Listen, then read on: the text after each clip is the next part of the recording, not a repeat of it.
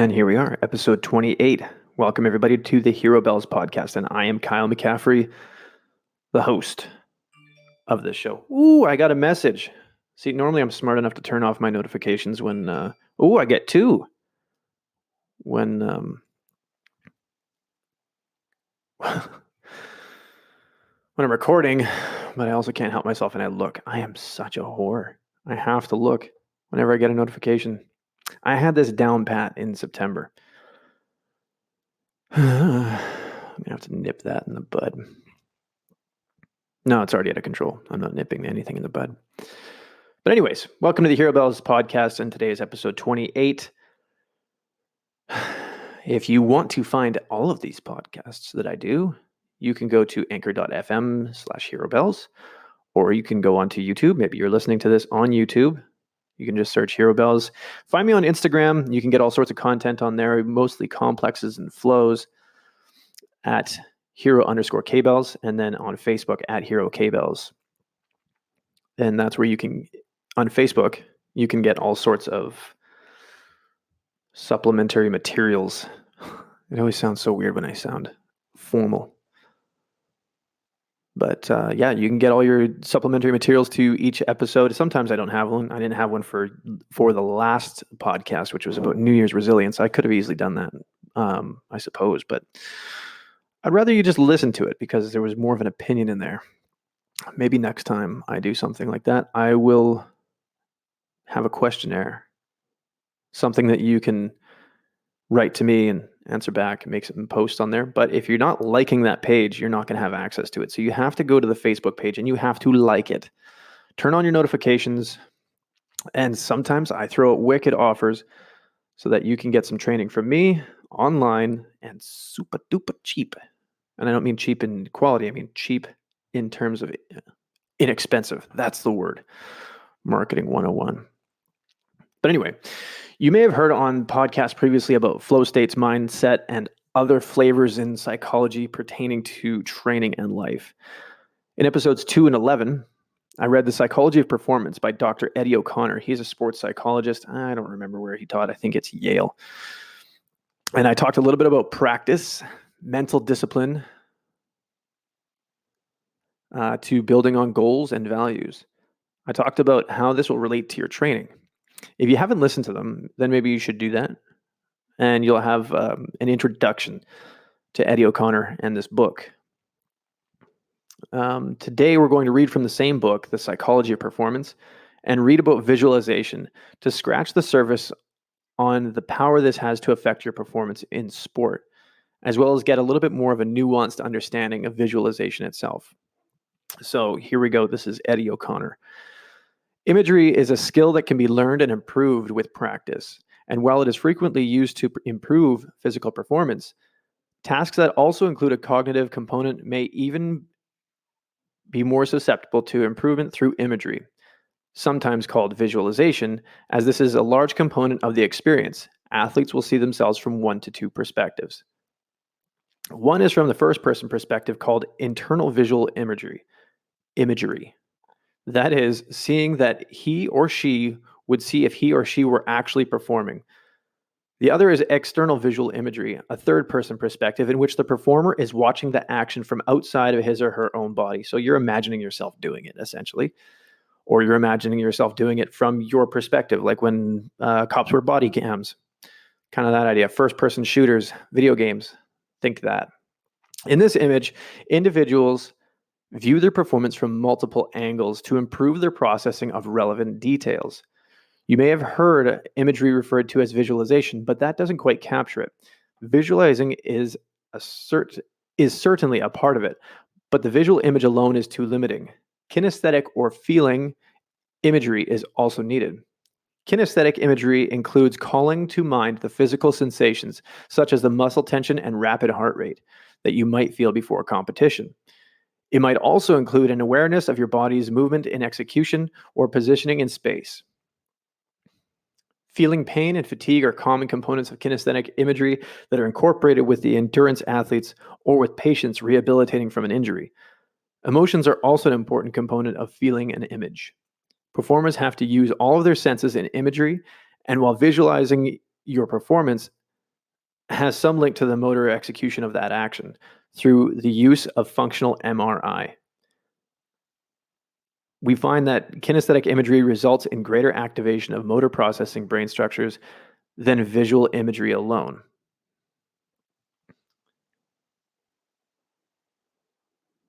So, having that feeling more than just what you see in your memory, the more you can have all the senses involved, the more likely it is to be a concrete pathway in the mind to the execution of the task, as I understand it. So, one thing that a friend of mine was telling me about was when people are, say, injured, say you broke your femur and you can't walk or you can't train, and most of your training is, say, doing squats, you're a power lifter or something like that. You can lay on the bed, and they obviously have a more nuanced method. I'm probably butchering this, but essentially, you're through visualization and having done so many reps and knowing the feeling, maybe they put a bar in the person's hands so that it feels like there's a barbell, or and putting them in a certain position, and the brain will fire up the exact same way as if they were actually completing the task, even though they're not doing anything. And patients would report that they would feel tired in the muscles that they were normally exercising, which is fascinating. How much truth there is to that, I don't know. You do more research. Actually, that's kind of my job as the host, but I don't have that research, so deal with it. Anyway, so what makes imagery so effective and how does it help performance? In short, it is the degree of neural overlap between imagery and the preparation and production of actual movements called functional equivalence. Not only are similar brain activities noted when a behavior is both imagined and performed, but recorded EMG activity showed similar response in muscles when performing and imagining tasks. This is sort of backing up what I was saying. I heard this from a friend of mine before I even read this chapter, so that's kind of neat. Where are we here? That's right. Oh no. In one study, greater EMG activity in the muscles was noted when greater dumbbell weight was imagined being lifted. Interesting. Researchers in a study from 2009 found that participants increased their 1 rep maximum on a bicep curl strength task about equally when compared to imagery alone to physical practice alone. This means that some participants got physically stronger without lifting weights. Sounds like bullshit, but we're going to read on and figure this out. At least hopefully from Eddie O'Connor's perspective. Obviously, this is with a curl. I used a squat as an example, but I just don't. I'm hoping that he's not saying here that you don't have to exercise, because that would be stupid. I don't think he's doing that. Back to the book. Imagery affects more than muscles, producing cardiovascular and respiratory responses. If you imagine that stressful meeting tomorrow or that big tournament this weekend, your heart rate increases and your breathing becomes short and shallow, just like it does in real life. This functional equivalence extends to the neural activity that occurs when you see, hear, and smell things in visual, auditory, and olfactory imagery. So that means sight, sound, and smell. Yeah, okay, he said that. Perfect. The name neural process that are activated when you perceive things with your senses are recreated when you imagine them. When we physically learn to do something, the brain changes. Neural connections are strengthened, connections are added or removed, and new cells are formed. And we now know that the brain is activated in very similar ways when imagining motor movements. So, the brain changes that occur when you learn a new skill physically are also occurring when you imagine them, resulting in real physical learning and development of that imagined skill. So technically, if I'm understanding him right, he is saying it's not the muscle that is getting stronger, it is the neural connection to that muscle that is getting stronger and making you more capable of, say, lifting A, B, C, X, Y, Z, or Z for Americans. Weight. Combining physical practice with imagery consistently yields superior performance results than practice alone. Boom, that line right there. I'll say it again. Combining physical practice with imagery consistently yields superior performance results than practice alone. So we know that visualization, huge component. Take it home with you. Use it. Start thinking of stuff. When you lay in bed, and you're or wherever you're laying, maybe on the ground or something like that, or maybe you're even just you're standing underneath a squat rack, put that bar in your hand, smell chalk and sweat and feet or something like that. Who knows? Have every sense stimulated and imagine lifting that 500-pound, the 500-pound squat or deadlift or whatever you need to do. But you want to recreate this in your mind, and so you can get more reps in the brain, because apparently the brain is a huge component to building the body in whatever way you plan to do that. In some cases, alternating physical practice with imagery alone resulted in similar performance results, despite a 50% reduction in physical training. To get the best effect, you want to maximize the neural overlap between your images and your physical performance. The approach suggested by the PETLEP model, that's PETTLEP, model of imagery, does this. Even the 7 elements of this acronym intends to amplify the functional equivalence between imagery and motor performance. There's going to be a infographic of this on my Facebook page. It'll be available on Wednesday. You're going to get that, which you're probably listening to this on Wednesday. I'm recording it on the previous Saturday. You're going to get the PETLEP acronym and see what it stands for. I'm going to read through it right now so you can go back to it and figure this out, because, well, it's powerful, and that's why I'm telling you, so that you can imagine yourself doing some of these things, and you can save some time. Think of it as a meditation. So the PETLEP model is an acronym. The P stands for the physical nature of imagery. Imagery can be done in a relaxed state, but it is more powerful when you move and rehearse the actual movements. The more physical it can be, the better. So get your body into position to perform. Make the movements, wear the clothes you'll be competing in, and hold any equipment specific to the task you're rehearsing. Like I said before, get a bar, get some doweling or sticks or whatever you got to do to pretend there's a bar in your hand. Maybe it's a kettlebell, whatever, a steel mace, if you will, battle ropes, anything to simulate that. Throw on your workout gear. And we're going to get into more of this right now and figure out what else you need. So E in PETLEP, the first E, is environment. Refers to where the imagery is performed. Visit the site where you'll be performing, taking pictures as needed to remember the details, and recreate the location in your mind when you return home. Now, I'm wondering, because I think this is totally true, because I was reading a book before, and it was about memory, which is hilarious because I have a terrible memory, and that's why I was reading it. My memory is awful. Getting punched in the head will do that to you. So, at least that's what I think it was. Maybe I just got dropped as a baby. I forgot everything after age 27. I don't know. But anyway, you want to create a mental environment when you're trying to remember something so you can remember details. For instance, if you were going through your house and say you spent a lot of time at home, you remember pretty much every detail of where you live. So say you wanted to remember your credit card number. What you would do is say your first 4 digits on your credit card were 4, my lucky number, I guess, 009.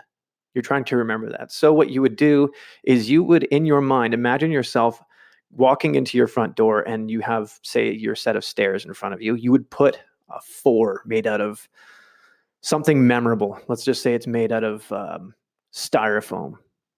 You put a styrofoam 4 on your stairs, and then you go to your right and where your living room is, and you would put a 0 there made out of sticks. Something, I don't know why you'd have that. And then you walk around and you find the kitchen and you put the other 0 there made out of whatever memorable substance. Maybe it's slime, snot, poo, I don't know. And so on. And then you maybe put the 9 in a pantry. I have no idea. But that's what you're going to do. And then what you do is cycle through that memory over and over again. So now you're going to remember 4009. Understand? So when you go and collect this imagery, these visual aids for the environment, that's kind of the same idea, is that you're trying to recreate this thing so that it is clear and you're able to imagine the environment that you're going to be in accurately. So the first T in PETLEP, PETTLEP, defines the content of the image, task. So we're talking about the task. It should be appropriate to the skill level and preferences of the performer. Imagery is intended to develop real skills. It isn't a fantasy. The second T is timing and refers to the speed of the image. This was the part that was a little bit more difficult for me to understand when I read it before. Whenever possible, real-time imagery is preferred because we perform in real time. So maybe he's talking about video. I don't know. You may slow an image to focus on a particular detail if needed, or when control of the image is difficult and slow motion is needed to correct it. So maybe you are running and you want to find out if maybe you're heel striking or you're striking midfoot or on the toes and you're wondering if your knee is bent, some sort of detail. You want to find that out. Obviously, the video is going to help you and find out exactly where your feet are landing and when. So maybe that's exactly how we need to understand that. Now the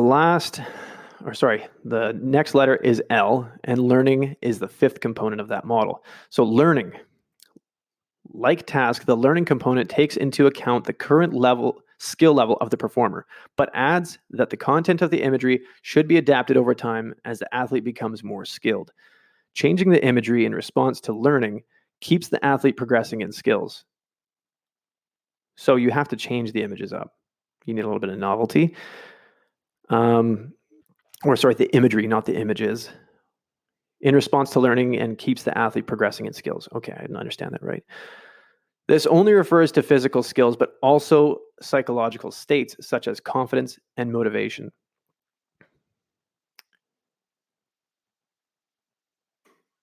So after learning, we have the next component, which is emotion. We live life emotionally. You can't help it. And this is particularly true of competitive sport and other performance domains. Therefore, for an image to be realistic, the emotions felt during performance must be recreated. Makes perfect sense, seeing as information goes up through the brain, and apparently, if you listen to another podcast that I did, hits the amygdala first, which is kind of the emotional center of the brain. And that's how, and this is before it goes to the neocortex, which is the logical thinking part of the brain. I think that's at the front. I think. I should know this, I suppose, if I'm talking shit. But anyways, you're obviously going to want an emotional, provided it's a good emotion or a productive emotion. But like he said in learning, confidence, motivation, maybe you want to have, no, I think that would do it. Maybe just happiness as an emotion, or a healthy kind of fear of loss. Maybe not too much, because people who are afraid of losing all the time tend to lose a lot. But anyways, therefore, for an image to be realistic, the emotions felt during performance must be recreated. Rehearsing and developing the emotional responses you want to feel during a performance is a great target for imagery use. Last is perspective, and it's the final component and refers to the viewpoint of the performer during imagery. There is not a strong consensus on which perspective is better, either first person or third person. First person may be the best when rehearsing attitudes and emotions, or when rehearsing strategy. A third person perspective may be adopted to review form when executing a technical skill. Athletes report using both and sometimes bouncing between the two, which before I learned about visualization in this capacity, reading this book, I would go from a third person only. It never even dawned on me for some reason to imagine myself doing it from my own perspective. I don't know why, but I've imagined myself doing it, and I found it effective only sometimes, or maybe it wasn't effective at all. I have no idea, but it felt effective. So anyway, let's see where we are. I think we can keep going. So the Petlet model includes the first two important points of how to do imagery, include physical movement and equipment, and do it in the performance environment, or at least recreate the environment the best you can, imagining details, using audio, sounds, and scents. The combination of physical practice and imagery yields the best results, and like physical skills, imagery skills can be developed. So you might suck at this. You might think, I have no imagination or I'm not creative. Bullshit. You're going to be able to do it. All you have to do is practice just a little bit, maybe 10 minutes every day. Maybe you're into jujitsu. I know I was. I still kind of am. I'm going to get back into it. But There were times where I would have opponents that I had rolled with a million times. And sometimes I imagined myself winning and I won, which not it's not really winning. I'm just training. But for me and my level of confidence to be able to combat somebody else who was bigger and stronger was a big deal to me. But whatever. The whole point is that you can learn to do this. So the combination of physical practice and imagery yields the best results. And like physical skills, imagery skills can be developed. Okay, you can do it. At least 3 times per week is recommended, as one study found significantly better results with 3 practices over once weekly. Physical practice can be limited by injury, fatigue, or overtraining the body. Pet-lep imagery can be done when the body needs to rest. So by combining imagery with the physical practice, wear and tear on the body can be decreased. So if you are a Monday, Wednesday, Friday kind of training person and you'd like to go 3 to 4 times a week on your off days when you're doing your active recovery, that's what you can do. Take 10 minutes and you'll be fine. You'll be able to imagine things. And probably by the end of a couple weeks, you're going to be a lot better at it. Hopefully you have something that is easy to recreate, but maybe you don't. Maybe you got to put the work in physically. Go to the mats, take some pictures, study your opponents, or who knows, whatever you have to do. Many of the studies proving imagery's effectiveness consist of only 3 to 15 minutes of practice in the whole experiment. Although effective, such a short duration may not maximize the effect. And the authors of a meta-analysis examining the issue concluded that 20 minutes is the optimal duration of imagery practice. Okay, so 20 minutes. Deal with it. It's not that much. You can do it. You might even be able to do it before bed. And if you don't have a busy brain and you actually meditate and you're calm, it's going to be even easier. A big question with some conflicting recommendations is whether you should relax before doing the imagery. With the pet-lep model, you probably shouldn't. Relaxation is often inconsistent with the excited arousal stage of performance and may conflict with the desired realistic emotional component. So don't be too relaxed. Maybe not before bed. Right? Right. I don't know. For me, if I do something before bed and there is something I'm doing, I can still do it in bed. I still don't go to sleep right away. I don't hit the sheets and also done. Never. Never, ever, ever. So maybe you can, but you still want to be in a state where you want your senses to be somewhat heightened. So likely the middle of the day when you have a chance, do it. Imagery vividness does not seem to be enhanced when you relax beforehand either, although you aren't able to control the image or concentrate on what you're doing. Some authors suggest that relaxation can help clear out distractions for imagery beginners and help them focus. So maybe, like I said before, you might have to do some meditation so you're calm. You want to make sure you're clear. You're not thinking about, sick children, your sick children, or financial stress or something. Make sure you cross your T's, dot your I's, get your ducks in a row. That kind of shit. Get your shit together. It is dark in here. There we go. I was dying. Another thing to avoid when using imagery is negative language. Don't turn the ball over or don't make a mistake here are sport examples. So it's not like, saying shit or fuck. It's negative language. So you want to avoid the words don't. Our brains don't process the negative language without introducing the very thing we do not want to see or do. Focus and use words that reflect only what you want to do. There's a book I want to read. Oh, I shouldn't even have said it because now I can't even remember the name of it. See, told you, bad memory. But basically, a big part of it was building your own self-image and how you think of yourself and how important this is. Faraz Sahabi was just talking about it. Anyway, controlled research has proven that negative imagery can result in performance deterioration. So you want to be sure you control your image to do what you intend it to do. If you accidentally have a negative image, you don't want to end there. Take the time to correct it and end on a positive image. But you don't want to imagine everything unrealistically perfect either. Imagine great performances under realistic adverse conditions, such as feeling nervous or imagining yourself bouncing back from a mistake to perform in the clutch. These are more helpful scenarios, particularly in practice between competitions. That's huge for me because one of my things, for me, whenever I'm injured or something doesn't go right, is my resilience isn't as fast as I would like it to be. I'm sure that's how everyone feels, but that's something that I would like to work on and minimize the space between where I fall off and get back on the horse. Reducing that time between would be profoundly helpful. Whenever I've been injured, I'll have small injuries. I'll be out for 3 to 6 weeks of doing regular training.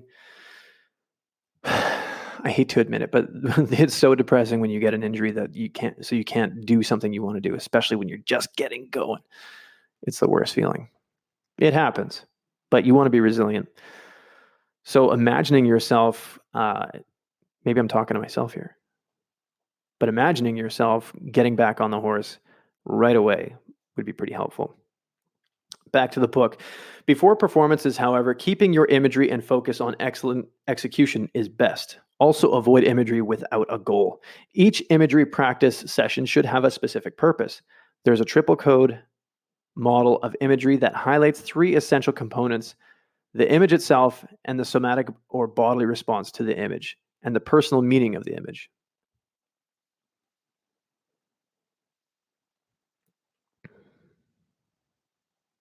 Hold on one sec, folks.